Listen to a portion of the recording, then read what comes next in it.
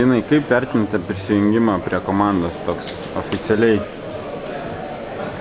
Nieko, dar reikia padaryti daug darbo, visi stengiamės, dirbame, einame gerą pusę. Dar ganėtinai daug laiko iki čempionato liko ir gerai, pabiški įsivažiuojam kaip komanda, įsivažiuoju ir aš.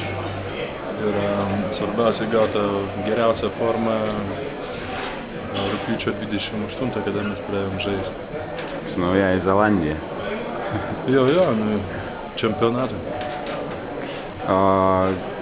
Ko dabar reiktų tikėtis iš varžybų su Ispanija?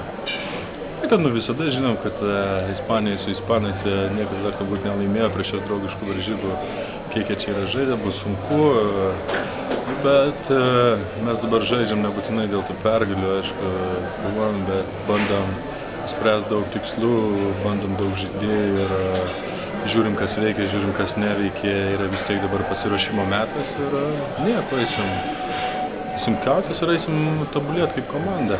Ar labai skiriasi tas žaidimas, kai žaidžiama, kada treneriai eksperimentuoja ir ieško tos sudėties ir kai jau būna aiškiai komandinė maždaug taktika ir sudėtis?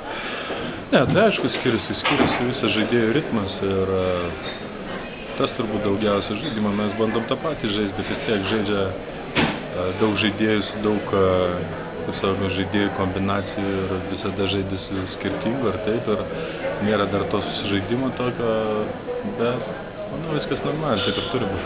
Šiandien slovėnams sekėsi labai kovoti dėl kamuolių. Ar pas mus priekinė linija silpnoka, ar kaip čia yra? Tam ir yra pasirašymas, kad išspręstos problemas ir matome, ką reikia dirbti. Tam ir žaidžiam dabar. Ačiū labai, sėkmės rytoj. Ačiū tau. Ačiū už ačiū.